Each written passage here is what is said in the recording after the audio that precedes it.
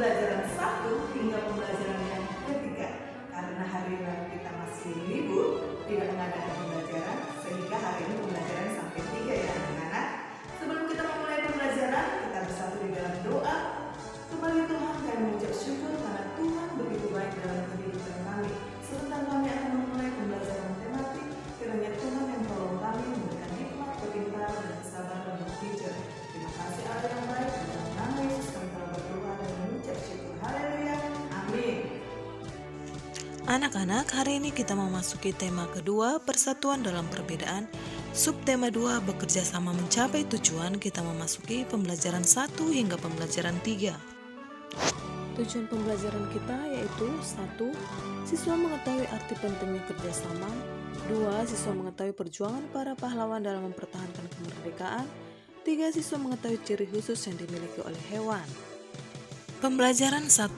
Setelah proklamasi kemerdekaan Indonesia 17 Agustus 1945, seharusnya bangsa Indonesia telah merdeka dan terbebas dari segala bentuk penindasan serta penjajahan. Namun, kenyataannya tidak demikian. Bangsa Indonesia masih perlu berjuang mempertahankan kemerdekaan Indonesia. Mengapa? Perjuangan mempertahankan kemerdekaan Indonesia. Setelah proklamasi kemerdekaan Indonesia 17 Agustus 1945, bangsa Indonesia ternyata masih terus berjuang mempertahankan kemerdekaan Indonesia dari gangguan bangsa asing yang datang, seperti dari pemerintahan Belanda. Pasukan Belanda kembali datang ke tanah air. Kedatangan ini disambut dengan berbagai bentuk perlawanan oleh bangsa Indonesia, sehingga sejak tahun 1945 hingga 1950 telah terjadi berbagai macam pertempuran di berbagai daerah antara pihak Indonesia dengan pihak Belanda yang dibantu oleh pasukan Inggris. Bagaimana perjuangan bangsa Indonesia dalam mempertahankan kemerdekaan Indonesia di berbagai daerah? Pertempuran Surabaya. Pada tanggal 25 Oktober 1945, tentara sekutu yang dipimpin oleh Brigadir Jenderal Malabi, tanggal 27 hingga 30 Oktober 1945, terjadi kontak senjata antara para pemuda Indonesia dengan pasukan Inggris. Dalam pertempuran ini, pasukan Inggris dapat dipukul mundur. Bahkan, puncak dari pertempuran tersebut adalah terbunuhnya pemimpin pasukan Inggris, Brigadir Jenderal Malabi. Pada tanggal 9 November 1945, Inggris mengeluarkan ultimatum yang berisi semua pimpinan dan orang Indonesia yang bersenjata harus melapor dan meletakkan senjatanya di tempat yang ditentukan dan menyerahkan diri dengan mengangkat tangan. Namun, ultimatum tersebut ditolak oleh pihak Indonesia. Pada tanggal 10 November 1945, terjadi pertempuran yang sangat dahsyat. Pasukan Inggris menggempur Surabaya dari darat, laut, dan udara. Peristiwa 10 November diperingati sebagai Hari Pahlawan. Kalimat efektif adalah kalimat yang mengandung gagasan pembicara atau penulis yang terdiri atas kata-kata yang mempunyai unsur SPOK. Ciri-ciri kalimat efektif. 1. Memiliki unsur penting atau pokok, minimal unsur subjek dan predikat. 2. Menggunakan struktur bahasa yang tepat. 3. Memenuhi kaidah ejaan yang berlaku. 4. Menggunakan pilihan kata atau diksi yang tepat dan sesuai kebutuhan. Perjuangan dalam mempertahankan kemerdekaan Indonesia tidak dapat dilakukan sendiri-sendiri. Sangat diperlukan kerjasama dan persatuan dari seluruh rakyat Indonesia agar cita-cita untuk menjadi bangsa yang bebas dan merdeka dapat tercapai. Pertempuran Surabaya adalah satu dari sekian banyak upaya yang dilakukan oleh bangsa Indonesia dalam mempertahankan kemerdekaan Indonesia. Masih banyak perjuangan lain yang dilakukan di berbagai daerah, misalnya Pertempuran Ambarawa, Pertempuran Medan Area, Bandung Lautan Api, Agresi Militer Belanda I, Agresi Militer Belanda II. Tahukah kamu bahwa perjuangan dalam mempertahankan kemerdekaan Indonesia dilakukan dengan berbagai strategi yang disesuaikan dengan kondisi daerah masing-masing? Selain itu, persatuan dan kesatuan merupakan hal yang sangat penting dalam mempertahankan kemerdekaan dan keutuhan Negara Kesatuan Republik Indonesia. Nah, sekarang kita akan mempelajari tentang cara hewan menyesuaikan diri dengan lingkungan tempat tinggalnya. Contohnya hewan ayam, bebek, ikan, dan cicak. Yang pertama, ayam. Ciri-ciri hewan ayam yaitu 1. Kaki berjumlah 2. 2. Masing-masing kaki memiliki jari umumnya sebanyak 5. 3. Di antara jari pada kaki ayam dilengkapi cakar yang fungsinya mengais makanan juga untuk perlindungan diri. 4. Sekujur tubuh ayam kecuali bagian bawah kaki ditutupi oleh bulu. 5. Hewan ayam memiliki jenggar. 6. Ayam termasuk kelompok unggas, memiliki sayap namun tidak digunakan untuk terbang, memiliki paruh untuk mematuk. 7. Ayam berkembang biak dengan jalan bertelur. 8. Ukuran dan warnanya bervariasi. Adapun ciri-ciri habitat ayam adalah sebagai berikut. 1. Di lingkungan alami daratan, contohnya hutan. 2. Di lingkungan daratan buatan, contohnya halaman rumah, lingkungan pertanian, kebun, peternakan, dan lain sebagainya. 2. Bebek. Ciri-ciri hewan bebek yaitu 1. Memiliki paruh. 2. Memiliki kaki yang lebar dan berselaput. 3. Bernafas dengan paru-paru. 4. Berkembang biak dengan bertelur. 5. Kelompok unggas. 6. Memiliki tulang belakang. Adapun ciri-ciri habitat bebek adalah sebagai berikut. Hidup di daratan dan perairan seperti danau, kolam, dan rawa. 3. Ikan. Ciri-ciri hewan ikan yaitu 1. Memiliki sisik dan lendir. 2. Memiliki sirip. 3. Bernapas dengan insang. 4. Hewan berdarah dingin. Adapun ciri-ciri habitat ikan adalah sebagai berikut. 1. Hidup di perairan ataupun lumpur. 4. Cicak. Ciri-ciri hewan cicak yaitu 1. Hewan melata. 2. Memiliki kulit yang bersisik. 3. Memiliki ekor yang panjang dan dapat putus. 4. Termasuk hewan berdarah dingin. 5. Berkembang biak secara ovipar atau bertelur. Adapun ciri-ciri habitat cicak adalah sebagai berikut. 1. Dapat hidup di kondisi cuaca dingin maupun panas dan lebih banyak hidup di sekitar manusia. Tuhan menciptakan makhluk hidup dengan segala keunikan dan keistimewaannya, tidak terkecuali hewan.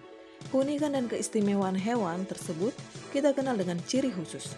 Ciri khusus pada hewan tersebut mempunyai hubungan yang erat dengan tempat tinggalnya. Misalnya, ikan memiliki insang untuk bernapas di dalam air, cicak memiliki perekat pada kakinya untuk dapat menempel di dinding, dan bebek memiliki selaput pada kakinya agar dapat berenang di air.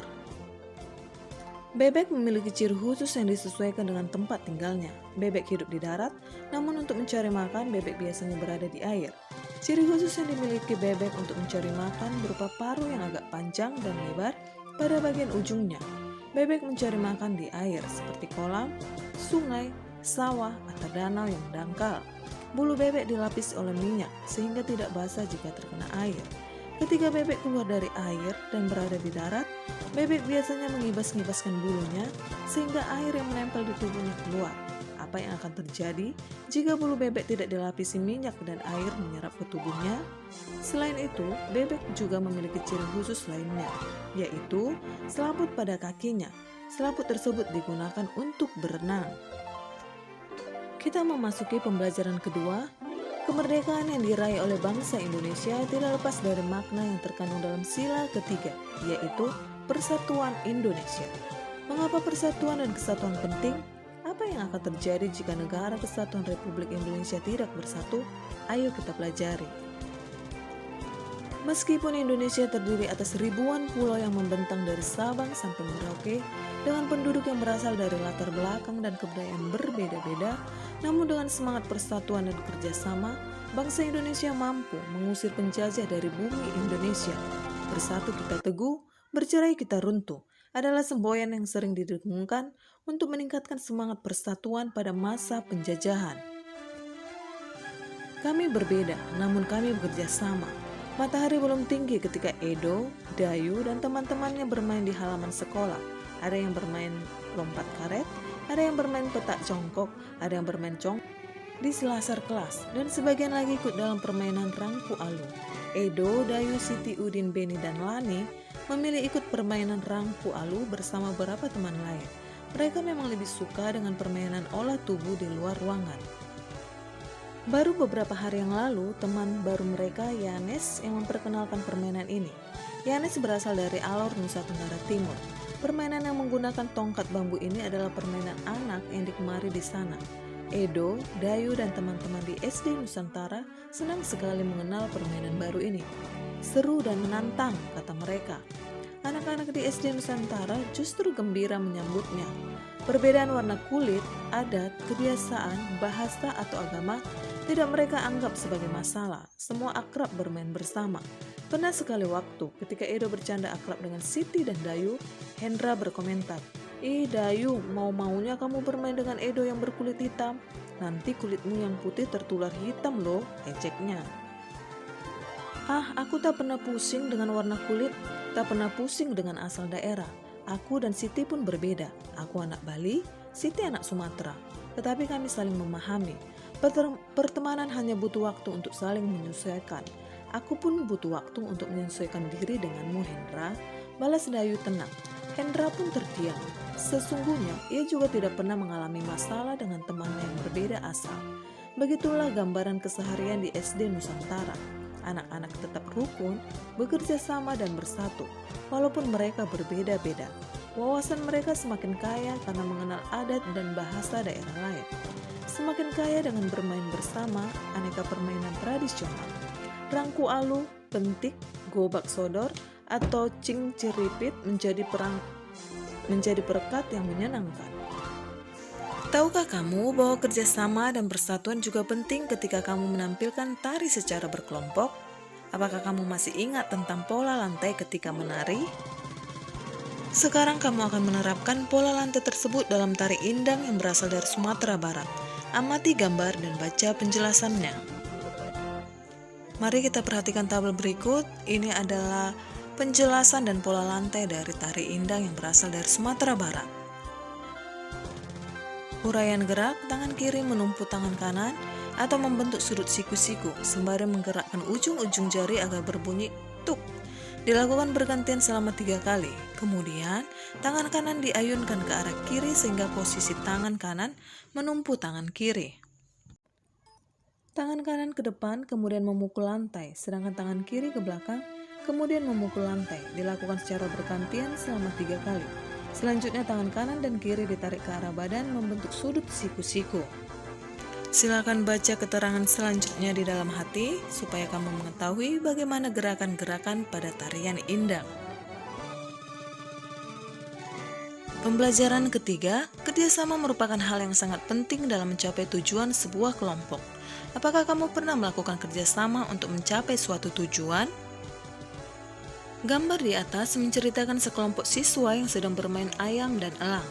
Dalam permainan ini, sekelompok siswa berperan sebagai ayam dan mereka mempunyai tujuan untuk melindungi diri dari serangan elang.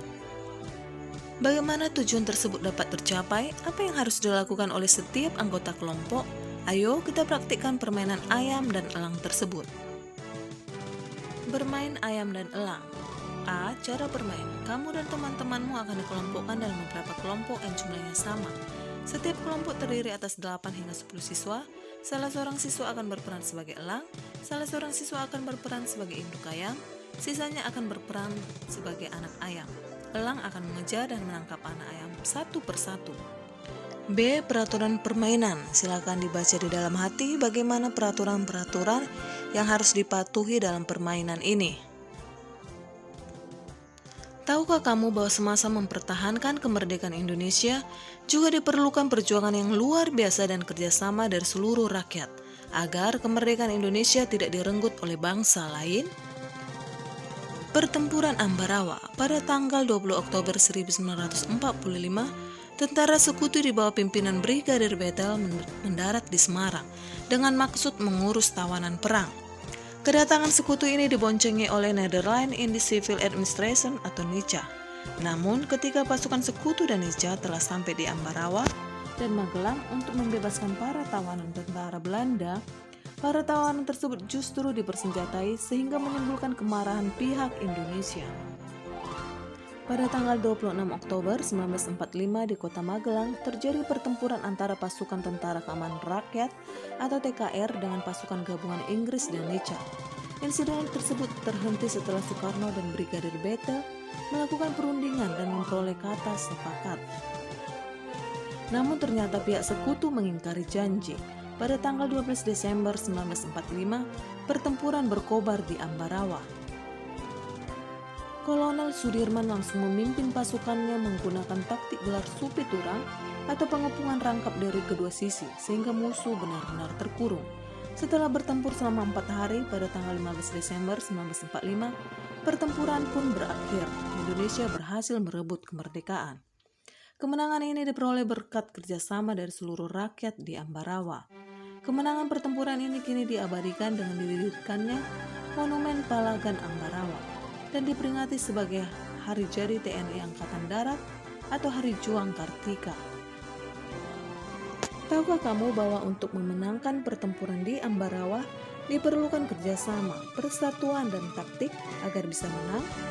Saya setuju, ternyata prinsip kerjasama, persatuan, dan taktik juga diperlukan hewan dalam menyesuaikan diri dengan lingkungannya. Bagaimana hewan menyesuaikan diri dengan lingkungan? Ayo kita pelajari. Hiena adalah hewan paling pintar di dunia. Apabila ada anggapan bahwa simpanse, anjing, atau lumba-lumba adalah hewan terpintar saat ini, mungkin pernyataan tersebut betul, namun kurang tepat. Menurut penelitian, hewan terpintar di muka bumi adalah hiena. Dr. Sarah Benson Amram dari University of Santa Andre mengatakan bahwa hiena adalah hewan terpintar karena binatang tersebut dapat mengatasi masalah secara naluri dan juga dapat berhitung.